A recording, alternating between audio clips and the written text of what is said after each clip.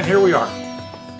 Ben Foster advises companies on product design from a behavioral perspective. What works, why, and how to use it to improve acceptance and utilization. Ben currently works with an interesting list of startups that include Whoop, LiveSafe, and Conveil. And I really wonder how people come up with these names. It's amazing. He also works with Arlington, Virginia's transit system, as well as their bike share program to encourage a shift to more sustainable mobility. So I want to talk today with Ben about behavior and the choices we make on how we get from point A to point B and beyond. Ben, welcome to EV World. All right, thanks for having me. Look, when I do these interviews, I almost invariably, we talk about people's products. We talk about their cars. We talk about their batteries. We talk about their bicycles. But what we don't often talk about are the behavioral aspects of these choices that we make, either the choices we make in terms of design or particularly the choices that we make in terms of what we buy, what we lease, what we sell. Why is understanding behavior important to change? Yeah, I think it's a good question. The natural inclination for people is to think that people make a lot of rational decisions with the decisions that they make. The products they buy, et cetera. That they're going to weigh the pros of one and the cons of another in sort of a rational way and come out with some sort of like clear decision. And the reality is, I think a lot of people make decisions based on their gut. What seems like the instinctively correct thing to do is really what's going to drive their behavior. And then afterwards, they end up rationalizing those decisions, and they can always point to different kinds of things that are positive or negative about the decisions that they made and try to justify the decisions and the conclusions that they've already come to. So understanding what actually makes people tick and the reason that they make those decisions in the first place is something that's really important if you want to try to get them to buy that product. It's not just about your list of features, it's about how it makes them feel. Well, let's have you talk about this whole thing, because obviously you're not the engineer, you're not the product designer, you're the guy that's trying to get inside of people's heads to figure out that rational versus irrational conflict that goes on between the left side and the right side of the human brain. Talk about what you do as this expert, if you will, in behavioral science.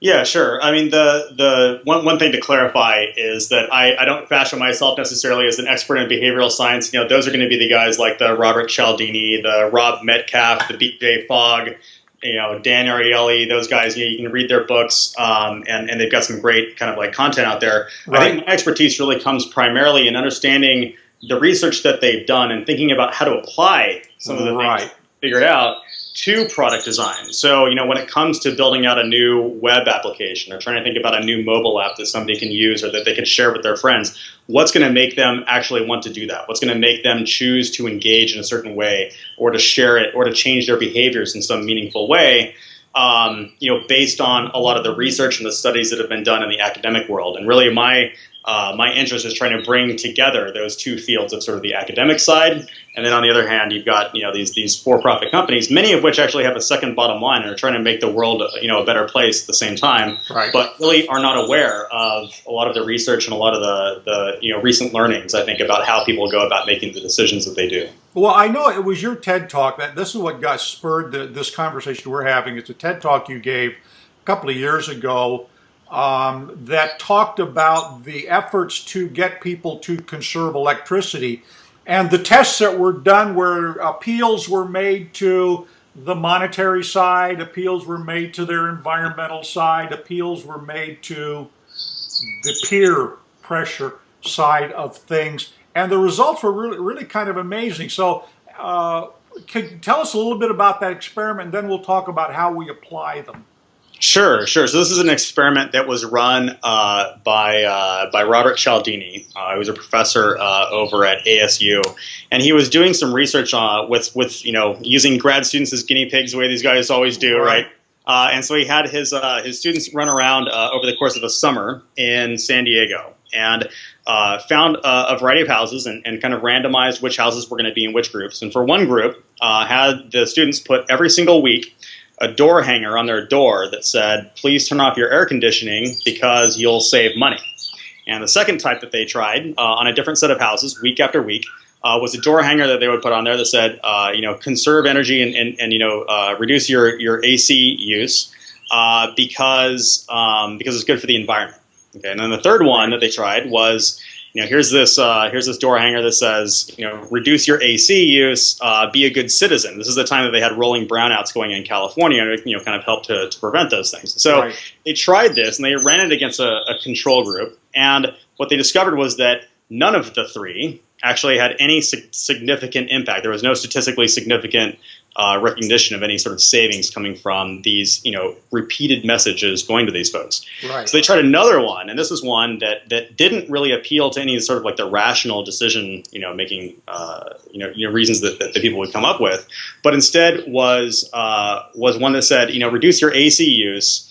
75% of your neighbors are already doing this and using their fans instead. And what's interesting is that's out of the four different ideas that they tried, it was the one that didn't have any direct sort of benefit to them. It didn't help them financially. It didn't help them to be a better citizen. It didn't help them to protect the environment. They were just sort of saying what everybody else does. And I think it's kind of a testament to the reality of some of the shortcuts that people use to making the decisions that they do. So you want to change their behavior, tell them what other people do, because people don't really have a sense. I don't know whether people, when they leave the house, turn off their air conditioner or not. But I guess if I realize that that's actually the norm, then I feel like that's the kind of thing that I should be doing too.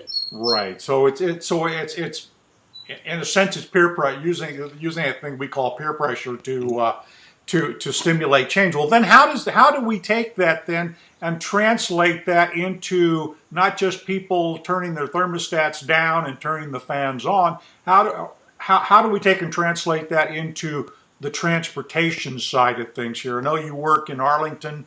Talk a little bit about how you apply that to people using the transit system more, or making it available, using the bike share system and things. Yeah, sure. The reality is people have daily a series of decisions that are available to them. They have a series of options that are there.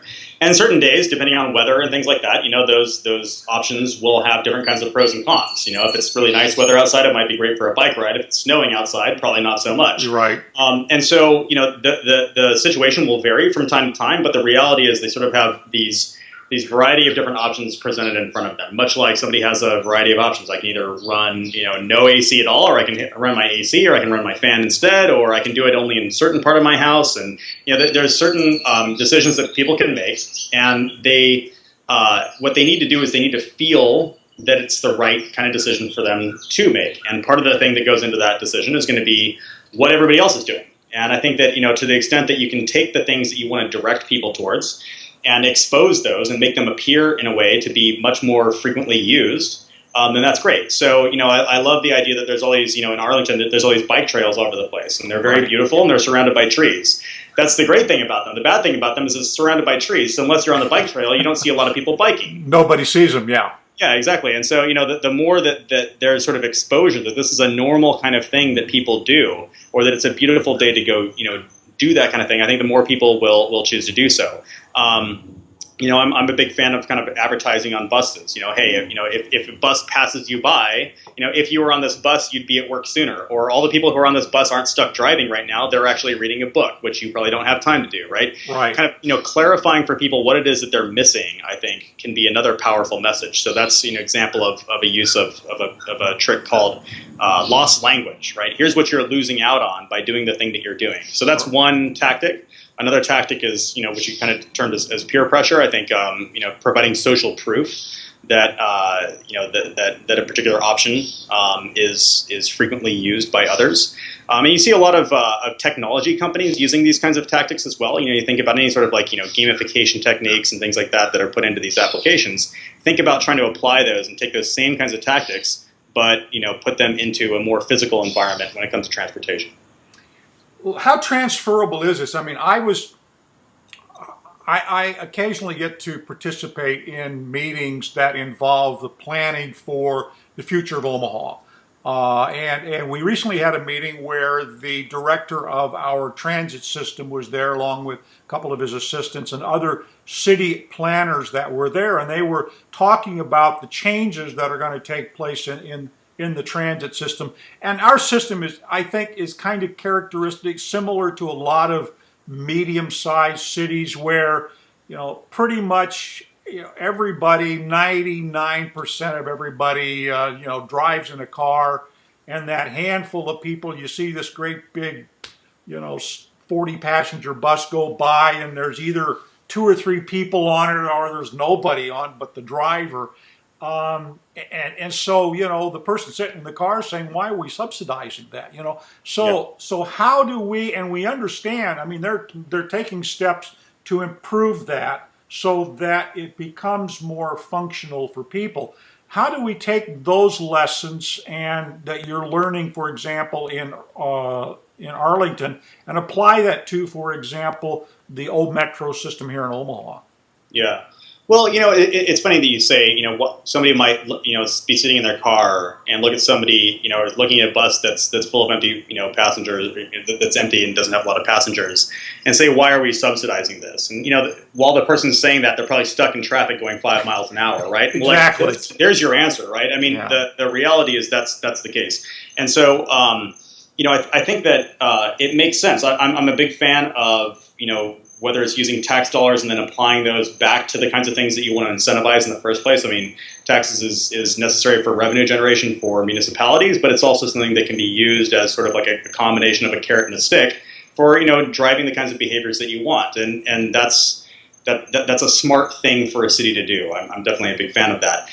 So you have to make those initial investments. I mean, look, the first time you put a bus out there, it's not like it's going to be completely full. It's going to be empty at first. The question is, how do you get people to start using it, to start trying it in the first place, et cetera?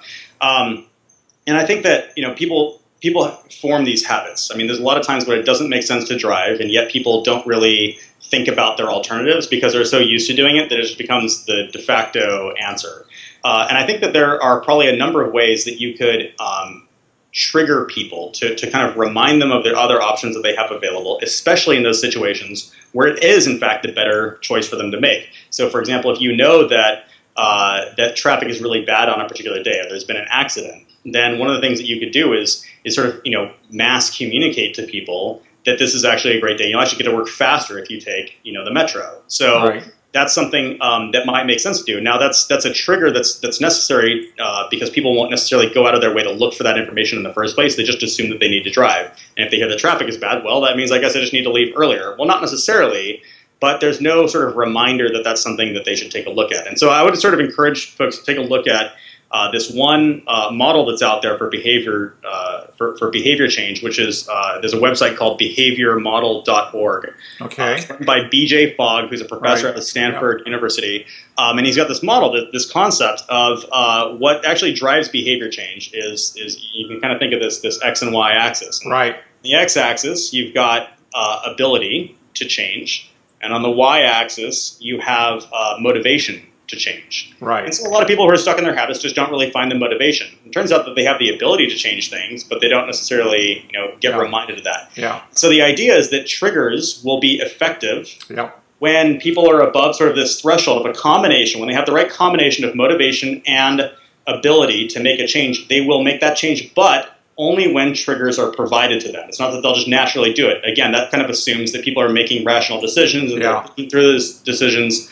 on a regular basis. So triggers will be ineffective if people are kind of below that threshold, and triggers will be effective if above. But either way, it's kind of dependent upon triggers. And I think that too often the focus is on motivation. Too often the focus is on ability, and too infrequently the focus for trying to drive behavior changes on these trigger events that you can have to remind people of the other options that are available. Well, just a perfect example of that is a talk he gave here a year or two ago, where he was talking about the little monkey and whatever the other thing was, and he was saying, for example, which of these will work better, to set yourself a goal that you're going to drink 8 glasses of water a day, or that you're going to just drink a glass of water. But the difference is the glass of water is actually on your desk, right? Yeah. Which of those works better? And of course, his theory is that don't set this lofty goal. Just put a glass of water there. Yeah, so right. guess what? See? Same thing on mine as well. And it works, you know. I think this is like my second glass I've been on this morning. So that's part of that trigger thing. Right.